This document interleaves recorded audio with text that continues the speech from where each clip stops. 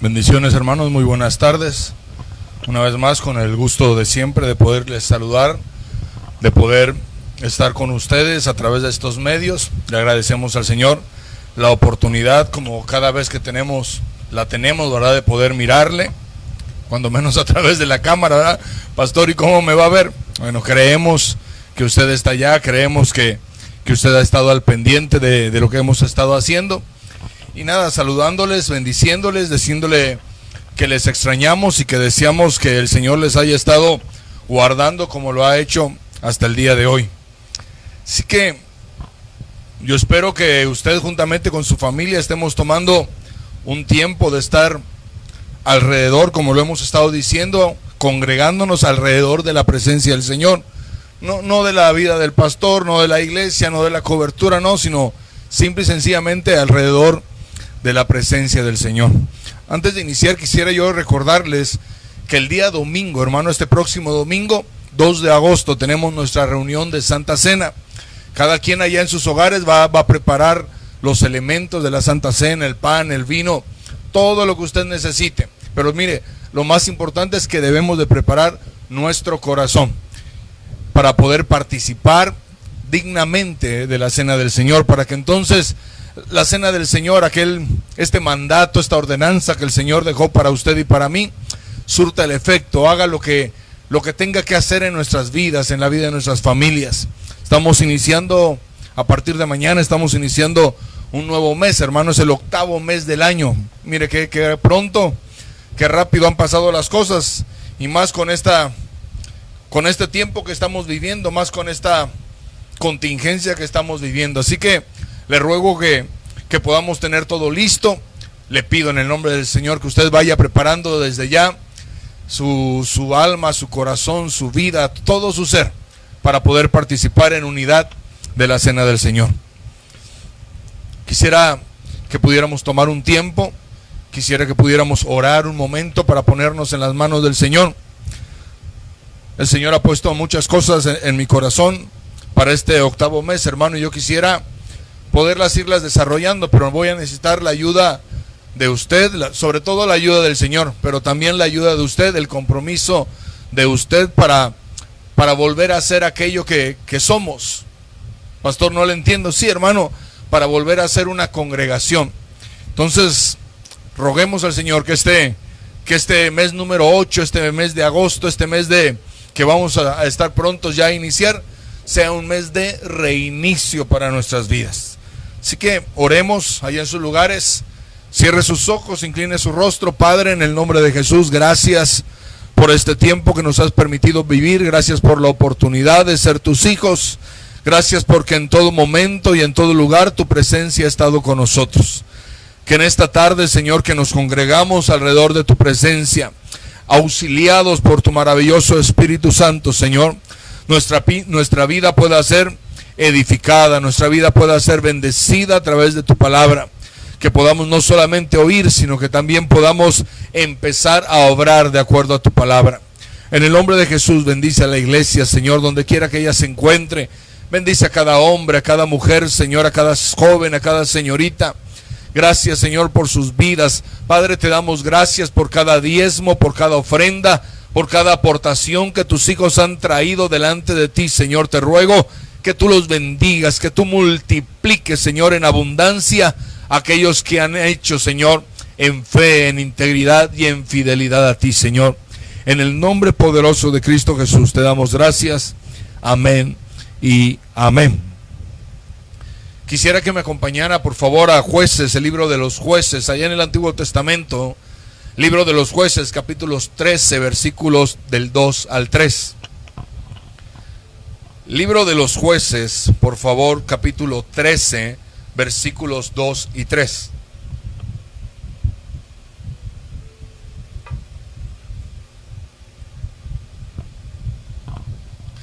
Espero que usted ya lo tenga.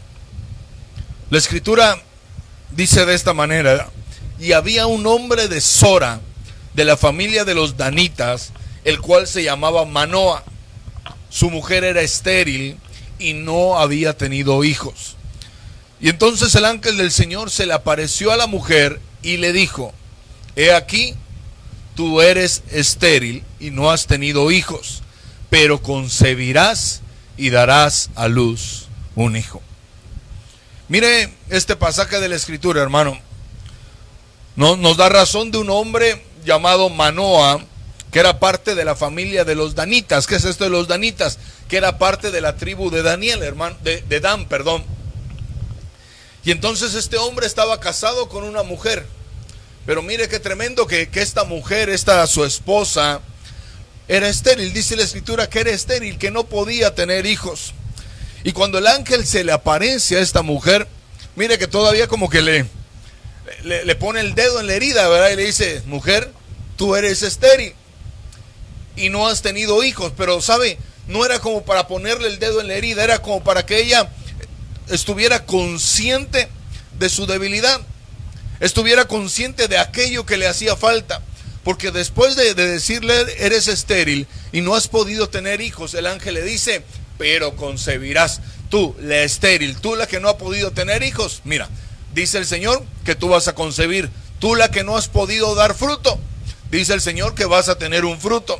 Y entonces, este matrimonio del cual nos habla la Biblia y que en alguna ocasión hemos hablado de ellos, este matrimonio conformado por Manoa y por su mujer, algo pasaba, hermano, en este matrimonio.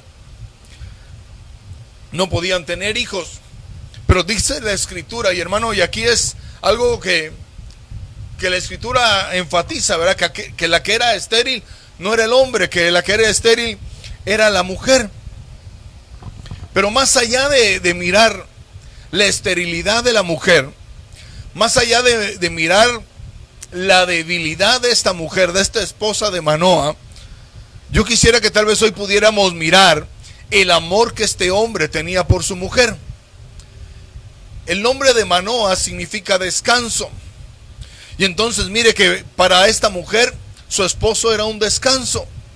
Qué amor tan grande tenía este hombre por aquella mujer, porque usted sabe que en el tiempo antiguo, hermano, el no poder tener hijos era casi una afrenta, era una vergüenza para la mujer que no podía tener hijos, que no podía concebir, hijos. Y quizás la ley le daba la oportunidad a Manoa de repudiar a su mujer, de dejarla, de buscar otra esposa, una que le pudiera dar hijos. Pero mire que la Biblia dice que Manoa se había quedado con ella, había permanecido con ella, y yo creo que había permanecido con ella por el gran amor que él sentía por ella. Había permanecido esperando, y lo creo sinceramente, había permanecido esperando un milagro de parte de Dios para su familia. Y entonces el Señor debe haber visto con agrado a esta familia, el Señor debe haber visto con agrado a este matrimonio, que decidió darle aquello por lo que tanto habían deseado, aquello que tanto habían orado, aquello por lo cual tanto habían llorado. El Señor miró, algo tuvo que tener este matrimonio, hermano. La Biblia no dice qué era, pero algo tuvo que tener este matrimonio, que el Señor miró la vida de Manoa y la vida de su mujer, el matrimonio, esta familia, el Señor lo miró y encontró agrado en ellos. Y entonces cuando el Señor encuentra agrado en la vida de las personas, entonces el Señor empieza a bendecir a aquellas personas, empieza a derramar de su bendición sobre estas personas. ¿Cómo estará viendo el Señor el día de hoy nuestras familias? ¿Cómo estará viendo el Señor nuestro matrimonio en estos días, hermano, que hemos estado viviendo? ¿Será que usted y yo estamos esperando un milagro de parte de Dios? Hace unos días atrás hablábamos un poquito de la oración de Salomón. Si usted recuerda, la oración que bendice. Habíamos dicho una oración que Salomón hizo al tener un sueño, cuando el Señor le habla por medio de sueños y le dice: ¿qué quieres que yo te haga? ¿Qué quieres que yo te dé? Y en medio de aquella oración, la Escritura dice que al Señor le agradó lo que Salomón había pedido. Y entonces cuando el Señor mira aquel agrado en la vida de Salomón, entonces el Señor lo bendijo mucho más allá de las expectativas que Salomón tenía. Pero pastor, ¿qué tiene que ver esto con Manoa? ¿Qué tiene que ver esto con su esposa? Que el Señor vio la vida de esta pareja y les concedió su petición. Mire, hermano, aunque usted no lo crea, el Señor está mirando su matrimonio, el Señor está mirando su familia. Hoy que es un viernes familiar, quiero decirle que el Señor tiene los ojos puestos en usted, que el Señor tiene los ojos puestos en su familia, en sus hijos, en su matrimonio. Esposa, Dios tiene puestos los ojos en usted. Marido, Dios tiene puestos sus ojos en usted y está esperando encontrar en usted y en mí, en su familia y en la mía, está esperando encontrar aquel agrado. Está esperando que nuestras familias saquen de Él una sonrisa, que Él pueda sonreírse con lo que nosotros estamos haciendo. Y mire, Dios, aquel ángel le dijo a la mujer, vas a tener un hijo. Pero hermano, no se trata solamente de tener un hijo. Usted, que si ya ha sido padre lo sabe. No se trata, cuando nos dan la noticia de que vamos a ser padres, y hermano, nos gozamos, nos alegramos, pegamos de brincos, estamos felices, más si lo hemos esperado por mucho tiempo, ¿verdad? Pero una vez que pasa aquella euforia, y entonces empezamos a pensar, ¿y dónde lo vamos a poner? ¿Y será que yo dé la talla como padre? ¿Y será que podamos comprarle todo lo que aquel niño, lo que aquella niña necesita? ¿Será que yo pueda hacer bien las cosas? ¿Seré un buen padre para él, para ella? Y entonces nos empezamos a preocupar. Y acompáñenme por favor allá en el versículo 4 y 5 del mismo capítulo 13 de Jueces. Porque mire cómo aquel ángel le dice a este matrimonio cómo iba a ser la vida de este niño. En el verso 4 del capítulo 13 dice, ahora pues, cuídate de no beber vino ni licor, le dicen a la mujer, y de no comer cosa inmunda, pues he aquí concebirás y darás a luz un hijo. No pasará navaja sobre su cabeza, porque el niño será nazareo para Dios desde el seno materno, y él comenzará a salvar a Israel de las manos de los filisteos. Mire que este niño, usted, me imagino que usted ya sabe de quién se trata. Este niño que al final le pusieron por nombre Sansón, este niño tenía un propósito de parte de Dios. Pero para que aquel niño, aquel Sansón, pudiera cumplir el propósito, aquellos padres necesitaban hacer el trabajo que les correspondía.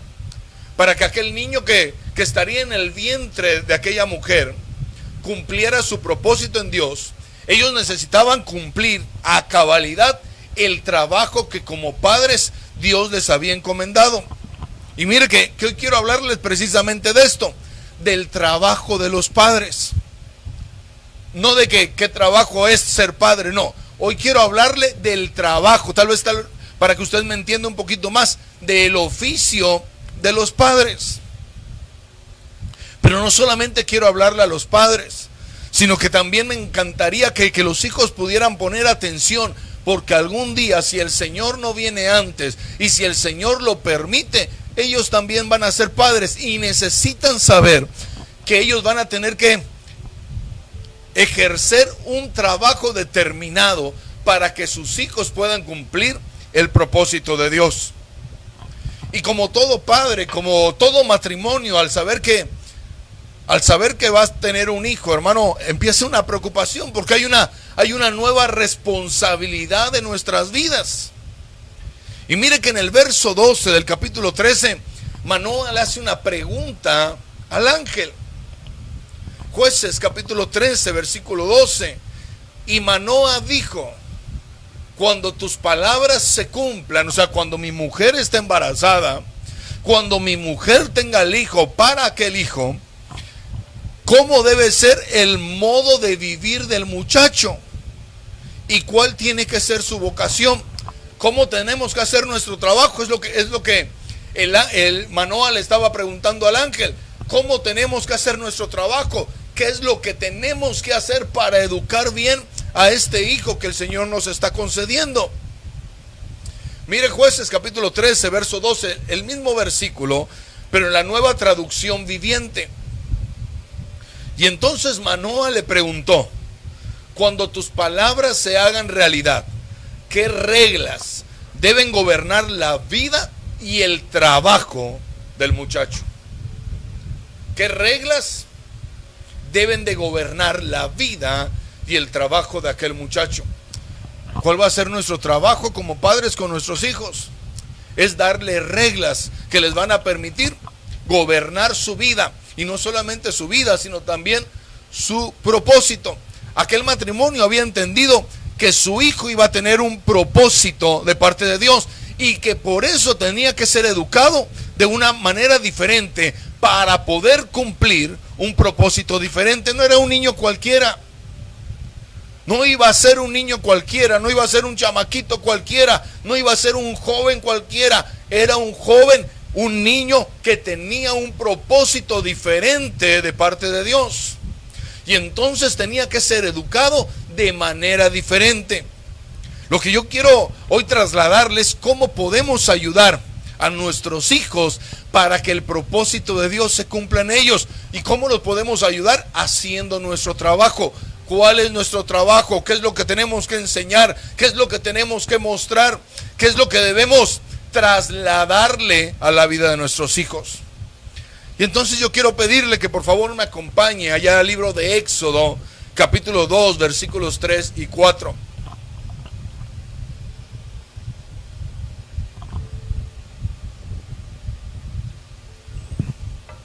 Éxodo capítulo 2, versículos 3 y 4.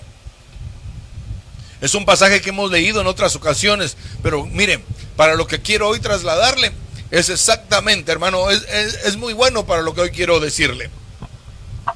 Dice: pero no pudiendo ocultarlo por más tiempo, tomó una canastilla de juncos y la calafateó con asfalto y brea. Entonces puso al niño en ella y la colocó entre los juncos a la orilla del Nilo. Y la hermana del niño se puso a lo lejos para ver qué le sucedería. ¿Sabe de quién estamos hablando? Estamos hablando de Moisés, aquel niño que dice la escritura que había nacido con algo excepcional, que sus padres al verlo se enamoraron de él, hermano, como todo padre. Pero había algo diferente en la vida de este Moisés, había algo diferente en la vida de este niño, y la Biblia dice que sus padres lo guardaron, lo escondieron por 3 meses. Pero después de los 3 meses, aquel niño ya no podía mantenerse oculto.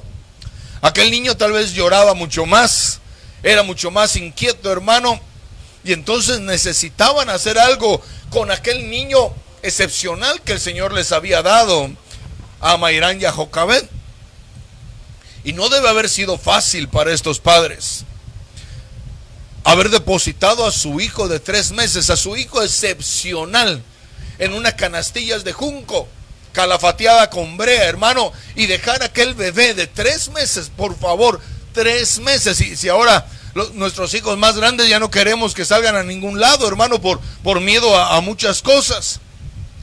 Y aquellos padres, aquella pareja, aquel matrimonio, entendieron que necesitaban hacer su trabajo.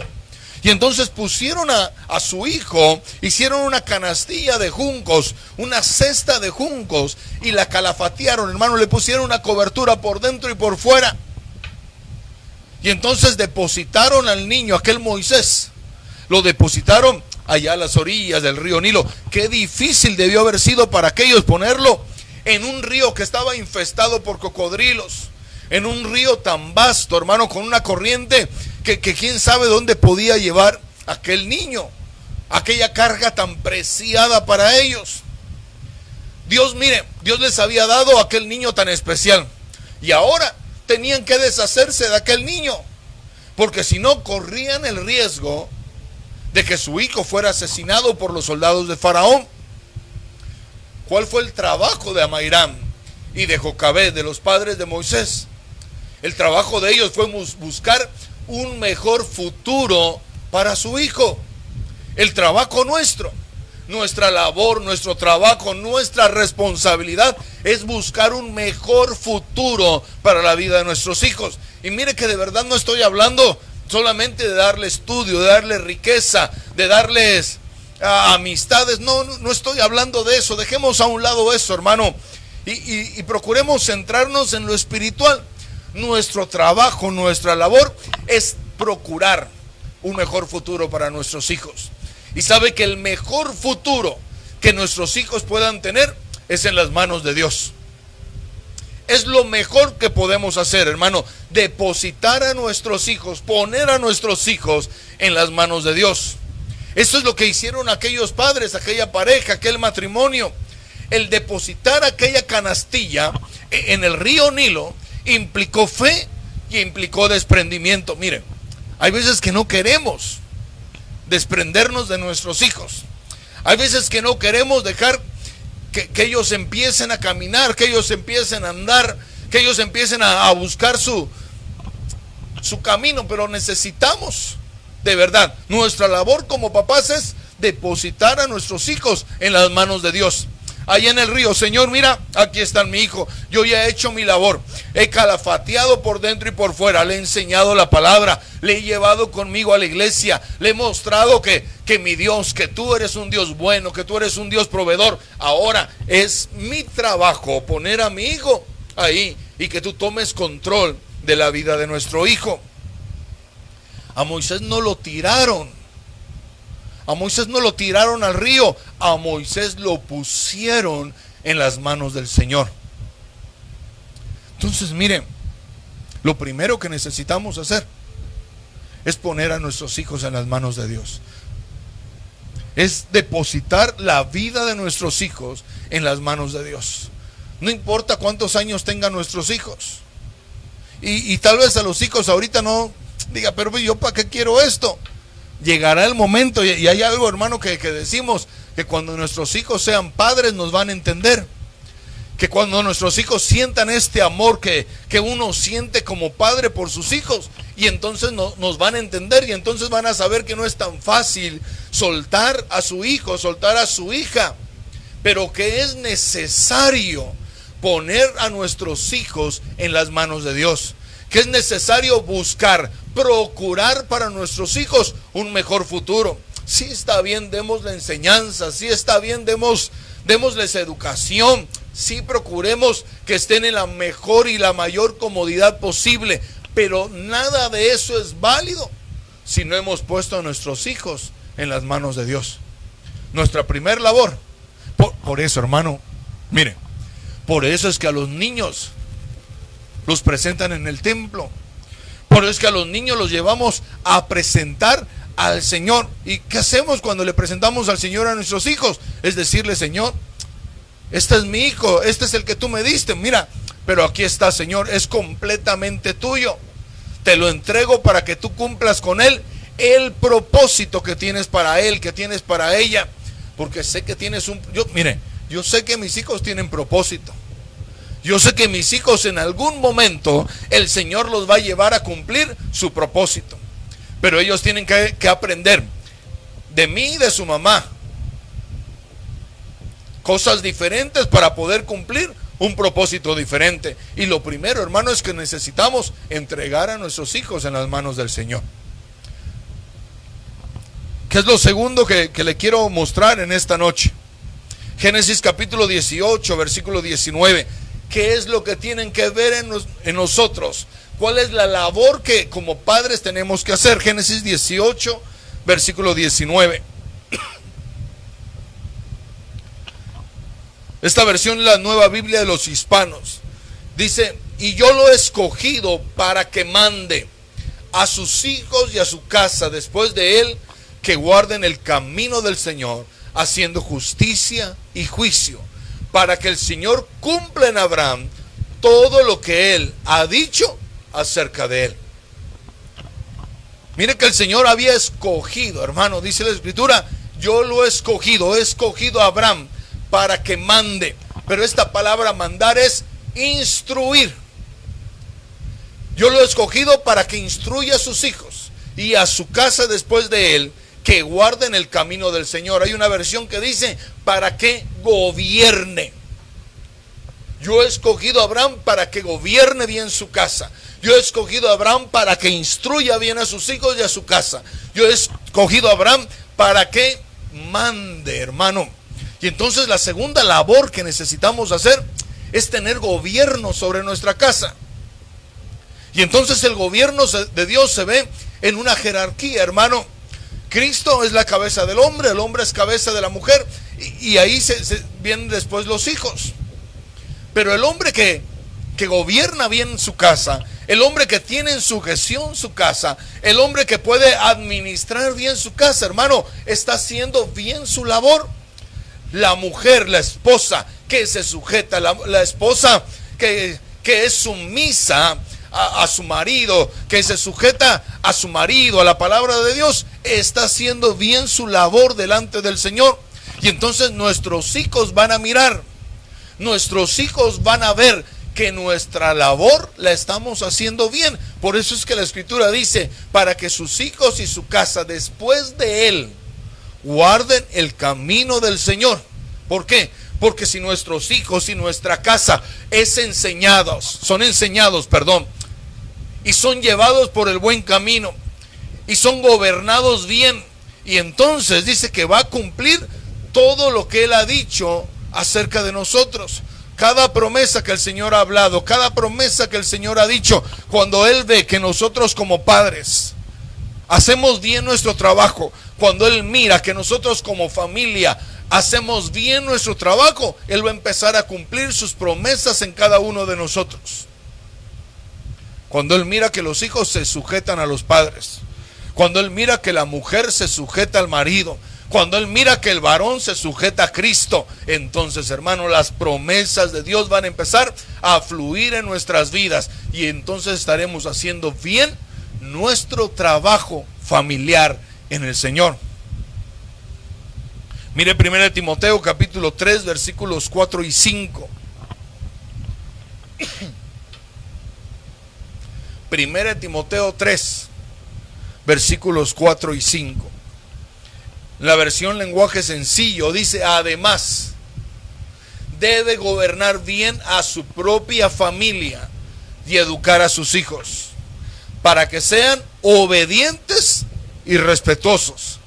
Porque si no puede gobernar a su propia familia, tampoco podrá gobernar a la iglesia de Dios. Si queremos que nuestros hijos cumplan su propósito, entonces nosotros tenemos que cumplir el nuestro. Entonces nosotros tendremos que cumplir bien con nuestro trabajo. Entonces, hermano, disculpe, varón, jefe de familia, esposo, padre, usted y yo necesitamos gobernar. ¿Cómo? Bien a nuestra familia. Necesitamos educar. Mire cómo dice la Escritura: necesitamos educar a nuestros hijos para que sean obedientes, hermano. Hemos conocido muchachos, hemos conocido niños que usted los mira y parece que son obedientes, parece que son educados, parece que son respetuosos, pero hermano, no, usted nada más los mira en confianza y usted dice: Dios mío, suben a los muebles, brincan sobre los muebles, gritan, patalean, hacen berrinches, y a veces uno se pregunta: ¿y los papás? Y usted mira a los papás, está alterado. ¿Y los papás? Y la labor y el trabajo que necesitamos hacer como padres. Y nuestro trabajo de enseñar, de educar a nuestros hijos para que ellos puedan cumplir su propósito, para que ellos puedan ser educados, para que ellos puedan ser respetuosos. ¿Dónde queda nuestro trabajo? Pero queremos gobernar la iglesia, queremos tener un puesto de autoridad, queremos que nos reconozcan a un liderazgo. ¿Y sus hijos? ¿Dónde queda el testimonio de los hijos? Porque mire que un hijo desobediente, un hijo rebelde, avergüenza a los padres, hermano. No se avergüenza el muchachito, no se avergüenza el niño o la niña, no, avergüenza a los padres, porque de los primeros que hablan son de los padres. No los han sabido educar. Es que ¿qué están haciendo allá en su casa? Es que no saben cómo meterles en orden. Y entonces recordemos aquel pasaje que acabamos de leer de Abraham. Dios escogió a Abraham, Dios le ha escogido a usted. Mire, Dios le ha dado a esos hijos porque Dios le escogió a usted para educar a aquellos hijos, para instruir. Ahora recuerde que la instrucción tiene que ver con un ejemplo. Porque se lo he dicho en alguna ocasión, cuando hablamos de enseñar doctrina, tiene que ver con tres cosas: con enseñar, con instruir y con un deseo de aprender. Y la enseñanza es la teoría, hermano. Entonces le podemos leer toda la Biblia al derecho y al revés, y se la podemos leer en griego, en arameo, en latín, en el idioma que usted quiera. Pero lo importante no es solamente leérselo, lo importante no es solamente darle la enseñanza, lo importante también es que podamos instruir a nuestros hijos, y la instrucción se da con el ejemplo. Y entonces esta es la labor que necesitamos hacer como padres. Necesitamos instruir a nuestros hijos. ¿Cómo? Con nuestro ejemplo, hermano. Para que nuestros hijos cumplan su propósito, entonces tienen que ver en nosotros el ejemplo para cumplir nuestro propósito. Papá, hoy toca reunión familiar. Ay, hombre, no lo veamos. El pastor siempre dice lo mismo. Pastor, papá, no vamos a recoger ofrenda. No, hombre, ¿para qué? Si ni siquiera nos estamos congregando. Mamá, mira que no vamos a aplaudir, no vamos a cantar. No, nadie nos está viendo. Y el ejemplo, hermano, y la instrucción, porque podemos repetirle: bueno es alabar a Jehová. Aleluya, hermano. Y eso podemos hacer que nuestros hijos se lo aprendan de memoria. Pero si solamente lo tenemos aquí y no lo bajamos aquí, el propósito que tienen nuestros niños, nuestras niñas, nuestros jóvenes y señoritas no va a llegar a cumplirse, porque no están viendo un ejemplo, porque no están viendo una instrucción a través de la vida de sus padres. Sansón, yo pienso que miró ejemplo en la vida de Manoa y en la vida de su esposa. Pero cuando él creció, hermano, se desvió. Cuando él creció, empezó a buscarle gusto a otras cosas. Empezó a gustarle el camino que no llevaba hacia Dios. Y fíjese que era el hombre más fuerte que pudo haber existido, pero no pudo cumplir su propósito de la manera que el Señor hubiera querido que él cumpliera su propósito. Hoy día nuestros hijos tienen que ver instrucción en nosotros, tienen que ver ejemplo en nosotros para poder cumplir bien su propósito. Y esto se trata de gobernar bien nuestra casa. Porque dice allá al final en Timoteo, dice: porque si no puede gobernar bien su casa, si no puede gobernar bien su familia, tampoco podrá gobernar a la iglesia de Dios. ¿Qué otra cosa, hermano? Segunda carta a Timoteo, capítulo 3, versículos 14 y 15.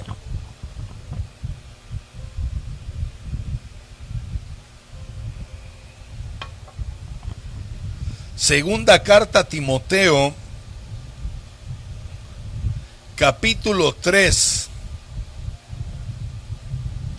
versículos 14 y 15. Dice: tú, sin embargo, está escribiendo el apóstol Pablo. Y tenga en cuenta que le está escribiendo a un hombre que se llamaba Timoteo, que para Pablo era como su hijo. Porque en algunos pasajes le dice: tú, hijo mío, tú, hijo mío. Y entonces podemos entender que era una carta como de un padre hacia un hijo. Le dice: tú, sin embargo, persiste en las cosas que has aprendido y de las cuales te convenciste, sabiendo de quiénes las has aprendido, y que desde la niñez has sabido las sagradas escrituras, las cuales te pueden dar la sabiduría que lleva a la salvación mediante a la fe en Cristo Jesús. Y entonces mire, cuando le dice tú persiste, esta palabra persistir quiere decir tú espera, tú ahí sé perdurable, tú permanece, tú estate ahí permanentemente, tú retén aquello que has aprendido, aquellas cosas que desde la niñez te han enseñado, aquellas cosas que desde la niñez has estudiado. Entonces, ¿qué necesitamos hacer para que nuestros hijos cumplan su propósito? ¿Qué otra labor, qué otro trabajo, hermano, tenemos que enseñarle a nuestros hijos? Tenemos que enseñarles a persistir, tenemos que enseñarles a permanecer, tenemos que enseñarles a ser permanentes en sus convicciones, tenemos que enseñarles a estar allá, hermano, a pesar de cualquier cosa, estar allá, a que su fe sea incrementada, a que su fe sea fortalecida. ¿Por medio de qué? Por medio de lo que ellos ven en nosotros. Una vez más, el ejemplo de lo que ellos ven en nosotros. Si ellos ven que sus padres son como las olas del mar, hermano, que vienen y se van, hermano, nuestros hijos no van a permanecer. Pero si a pesar de las luchas, a pesar de los problemas, hermano, a lo mejor a pesar de las necesidades, a pesar de las enfermedades, nosotros le decimos a nuestros hijos: no, papito, no, mijita, mira, aquí vamos a estar firmes en lo que hemos aprendido, aquí vamos a estar firmes en lo que dice la Escritura, aquí vamos a permanecer, porque a esto nos ha llamado el Señor. Porque dice la Escritura que el apóstol le dijo a Timoteo: y que desde la niñez, aquellas cosas que has aprendido desde la niñez. ¿Cuándo podemos impactar más la vida de nuestros hijos? Desde la niñez, hermano. Porque cuando son pequeñitos son como esponjas y absorben todo aquello que nosotros le damos. Si le ponemos música cristiana, mire, ellos lo van a absorber. Si le ponemos, hermano, reggaetón, ellos también lo van a absorber. Pero el apóstol le decía a Timoteo: mira, lo has aprendido. ¿Y sabes desde cuándo lo has aprendido? Desde tu niñez. Y aquellas sagradas escrituras, aquella Biblia, aquella palabra de Dios te va a dar sabiduría. Aquella sabiduría que te va a llevar a una salvación mediante la fe en Cristo Jesús. Necesitamos sembrar en la vida de nuestros hijos la semilla de la palabra de Dios. Necesitamos sembrar en la vida de nuestros hijos la semilla de la persistencia, de la permanencia en los caminos del Señor, en la palabra del Señor. Por eso a algunos padres de familia, algunas madres, le mandamos un mensaje durante esta semana y le dijimos que vamos a iniciar, hermano, queremos iniciar atendiendo a los niños. Pastor, hasta ahora sí, hermano, discúlpenos, ¿verdad? Tal vez los descuidamos durante este tiempo, pero queremos reiniciar en nuestro servicio, queremos reiniciar en nuestro deseo de que nuestros niños cumplan su propósito. Entonces yo le voy a pedir en el nombre del Señor, como su pastor, que si su hijo está en edad de poder mirar mire, si nuestros hijos pequeñitos saben manejar a veces el teléfono mejor que usted y yo, pongámoslos ahora que nos vamos a conectar a través de la tecnología, pongámoslos a que reciban la palabra de Dios y que ellos desde pequeñitos puedan empezar a ser cimentados, hermano, en la palabra de Dios, que ellos puedan empezar a morar en la palabra de Dios, que ellos puedan empezar a perseverar en la palabra de Dios. Mire, si nuestros hijos están chiquitos, no es que les haga falta algo, simple y sencillamente están empezando un proceso de crecimiento, pero es en ese proceso de crecimiento es cuando usted y yo le podemos sembrar la semilla de la persistencia en sus vidas, la semilla de que tienen que permanecer, de que tienen que perseverar en las cosas que ellos desde pequeños han aprendido. Mi confianza, hermano, es que mis hijos no se aparten de los caminos del Señor. Mi confianza es que aún yo ya no esté aquí, que si el Señor me llama a su presencia cuando Él quiera, mis hijos puedan continuar en lo que ellos han aprendido desde pequeños. Porque mis hijos desde nacidos, hermanos, recién nacidos, están en los caminos del Señor. Pastor, ¿y eso le garantiza salvación? No. Pero al menos su mamá y yo hemos procurado enseñarles la persistencia.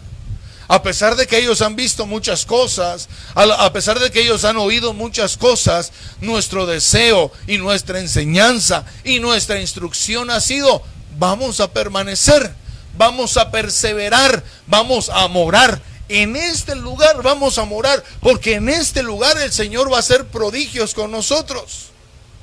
Y entonces, en base a nuestra instrucción, en base a nuestro ejemplo, nuestros hijos van a poder persistir en su andar, en su caminar.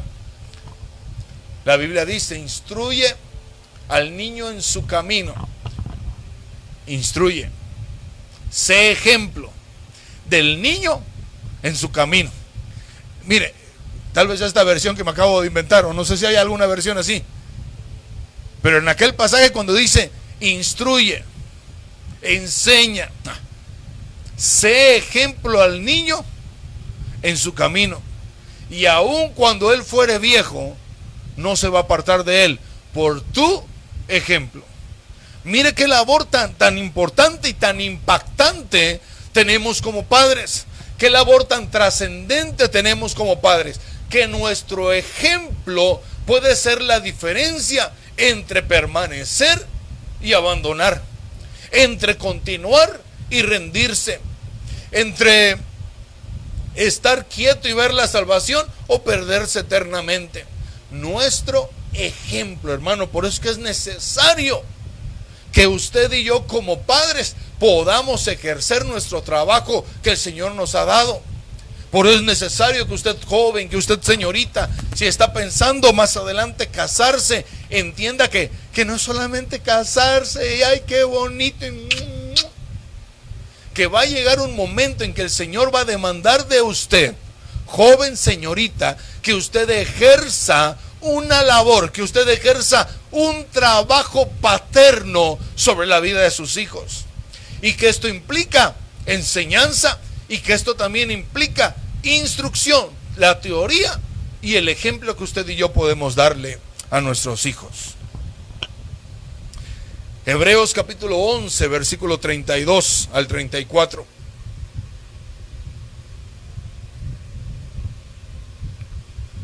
Que es otra cosa que quiero enseñarle.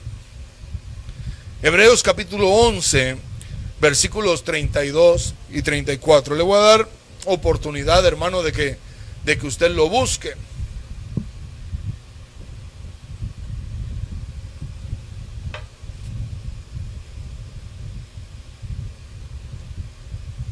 El capítulo 11 del libro de Hebreos es el capítulo donde habla de la fe. El primer verso es pues la fe, la certeza de lo que se espera, la convicción de lo que no se ve. Y entonces el escritor del libro de los Hebreos nos empieza a hablar, hermano, de héroes de la fe, hombres y mujeres que trascendieron en la historia bíblica. Y mire que el verso 32 y el verso 34 dice: ¿cuánto más les tengo que decir? 31 versículos, tal vez decía el escritor. Me he pasado diciéndoles y hablándoles acerca de la fe, de lo que provoca la fe, de aquellos hombres que tuvieron fe. ¿Cuánto más les tengo que decir? Se necesitaría demasiado tiempo para contarles acerca de la fe de Gedeón, la fe de Barak, de Sansón, de Jefté, de David, de Samuel, de todos los profetas. Por la fe esas personas conquistaron reinos, gobernaron con justicia, recibieron lo que Dios había prometido, cerraron bocas de leones, apagaron llamas de fuego y escaparon de morir a filo de espada. Su debilidad se convirtió en fortaleza. ¿Qué otra cosa quiero decirle? ¿En qué otra parte consiste nuestro trabajo? En enseñarle a nuestros hijos a andar en el camino de la fe. Ya vimos que necesitan persistencia en su andar, pero ¿el andar en qué camino? Y entonces aquí llegamos al libro de Hebreos capítulo 11 y el escritor dice: ¿qué más les tengo que decir? Mire, ya tengo ampolla en los dedos de tanto escribir, y aún me falta hablarles de Barak, de Gedeón, de Sansón, de Jefté, de David, de Samuel, de todos los profetas, hombres, personajes que activaron su fe y que permanecieron en el camino, en el andar de la fe, y que por medio de permanecer, de andar ese camino, dice que ellos pudieron conquistar reinos. A veces luchamos, hermano. A veces luchamos para obtener aquello que queremos. A veces no podemos conquistar. Estamos luchando y luchando y luchando y no podemos conquistar aquello. Hay cosas que se nos han resistido. ¿Sabe? Tal vez necesitamos mirar en qué camino estamos andando, qué camino estamos transitando. Porque el camino de la fe, por medio de la fe, dice que a aquellos hombres les permitió conquistar reinos. Les permitió gobernar con justicia. Aquellos hombres, aquellas mujeres de fe recibieron todo aquello que Dios les había prometido. Y entonces nuestra labor, nuestro trabajo como padres es decirle a nuestros hijos: mijito, este es el camino correcto, el camino de la fe en Cristo Jesús. Ciertamente vamos a tener tropezones, ciertamente habrán obstáculos en ese camino, habrá subidas, habrá bajadas, habrá tal vez algún valle, algún obstáculo, hermano, algún bache, algo que tengamos que brincar. Pero mira, mi hijo, si seguimos en este camino, tú y yo vamos a recibir todo aquello que el Señor ha prometido acerca de nosotros. Y entonces tenemos que decirle: papito, mamita, necesitamos andar el camino de la fe. Si persiste en tu andar, qué bueno. Si no te eches para atrás, gloria a Dios. Pero en este camino, en el camino correcto, en el camino de la fe, porque este camino es el que te va a dar, te va a llevar a provisión. Este camino es el que te va a llevar a conquistar. Este camino es el que te va a llevar a gobernar con justicia. Este camino es el que te va a llevar al cumplimiento de las promesas. El camino de la fe nos va a llevar a cumplir nuestro propósito en Dios. Pero papá, mira, es que yo veo esto, yo miro lo otro hoy en la iglesia. Usted ponga su mirada solamente en Cristo Jesús. Es pues la fe, Hebreos 11:1, es pues la fe, la certeza de lo que se espera, la convicción de lo que no se ve. Pongamos nuestra mirada en Cristo. Miremos al cielo y mirémoslo solamente a Él. Pongamos nuestra mirada en las cosas de arriba. Aquí abajo, mira, hermano, tendremos luchas, tendremos problemas, habrá necesidad, tal vez nos enfermemos. Pongamos nuestra mirada en Cristo Jesús. Pero pastor, con esta crisis, qué difícil. Enséñele a sus hijos a tener fe. Enséñele a sus hijos a andar en el camino de la fe. No le enseñe a sus hijos a andar en el camino del temor. No le enseñe a andar a sus hijos en el camino de la desesperanza. Enseñémosle a nuestros hijos con nuestro ejemplo a andar en el camino de la fe. Es la única manera que ellos van a poder cumplir su propósito. Mire, se me viene a la mente una vez más Moisés. Usted sabe que dejaron a Moisés, lo veíamos hace un rato ahí en el río. Llegó hasta donde estaba la hija de Faraón. Y la escritura dice que su hermana, la de Moisés, los venía siguiendo de lejos, ahí dentro del río. Mire qué riesgo, hermano. Y venía siguiendo aquella canastilla hasta que miró que la hija de Faraón recogió la canastilla, se acercó a aquella muchacha, aquella niña llamada María, y le dijo a la hija de Faraón que ella conocía a una mujer que podía amamantar al niño. ¿A dónde cree que la llevó? A su casa con su mamá. Entonces mire lo que hace la fe. Depositaron a su hijo en fe en el río Nilo, y la fe les devolvió a su hijo. Y entonces María, Jocabet, pudo tener a Moisés todavía mucho más tiempo con ella. Amairán pudo tener a su hijo todavía mucho más tiempo con él. Y tal vez cuando Moisés ya estaba un poco más grandecito, sus papás le decían: mira, ¿sabes qué milagro habrá hecho el Señor contigo? Mira que nosotros te hicimos esto, y el Señor nos regresó tu vida. Pero ahora ya podíamos tener la libertad de criarte. Ahora ya podíamos tener la libertad de llevarte a cumplir tu propósito en Dios.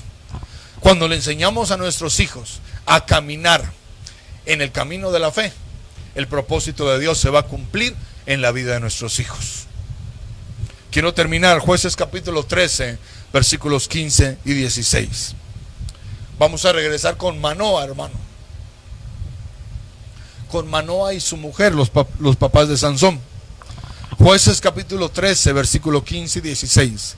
Después de que el ángel le dice a la mujer que va a tener un hijo, después de que les dice cómo debería ser criado, después de que Manoa le dice cómo tienen que ser las reglas que gobiernen la vida y el trabajo de este niño.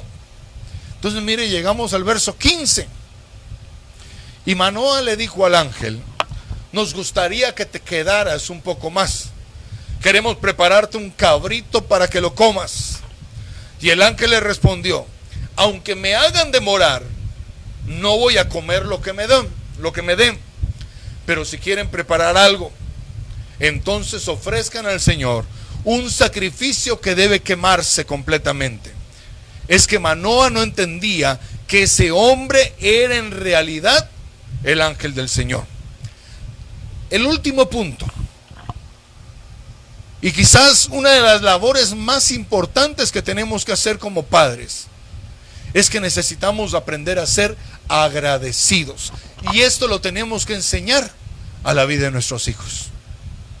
Cuando aquel ángel le dijo a Manoa esto, Manoa le dijo: queremos hacerte un cabrito, queremos en agradecimiento, queremos prepararte una comida, queremos atenderte bien para que después sigas tu camino. Queremos ser agradecidos contigo, queremos mostrar gratitud a tu vida. Pero mire, hermano, que el ángel le dijo: no, aunque tú me hagas quedarme, no voy a comer, no voy a aceptarlo. Pero si tú necesitas, si tú quieres hacer algo, entonces ofrece un sacrificio de gratitud al Señor, un sacrificio que se consuma totalmente. Y entonces lo que yo quiero decirle hoy, hermano, es que una de las labores más importantes para nosotros como padres hacia nuestros hijos es enseñarle a nuestros hijos a presentar un sacrificio de gratitud al Señor. Es que usted y yo podamos decirle a nuestros hijos: mira, Dios ha sido bueno con nosotros. Dios en este tiempo nos ha mantenido sanos. Dios en este tiempo nos sanó de la enfermedad. Dios en este tiempo nos ha permitido comer. Dios en este tiempo nos ha permitido ser felices. ¿Sabes? Necesitamos preparar un sacrificio de gratitud al Señor. Necesitamos ofrecerle a Dios un sacrificio que muestre nuestra gratitud. Y sabe que el mejor día, hermano, para ofrecer ese sacrificio es este domingo que viene. Este domingo que viene, cuando participemos de la cena del Señor, toda la familia debe estar en un mismo sentir, en un sacrificio de gratitud. ¿Desde cuándo? Desde que iniciemos, hermano. Ahí en medio de la alabanza, que tal vez podamos gozarnos como no lo hemos hecho en 5 meses. Que podamos recoger, una ofrenda agradable al Señor. Pastor, ya se metió en problemas porque tiene que tocar dinero. Hermano, mire, Manoa y su mujer no tenían hijos. La mujer era estéril. Solamente estaban ellos dos solitos.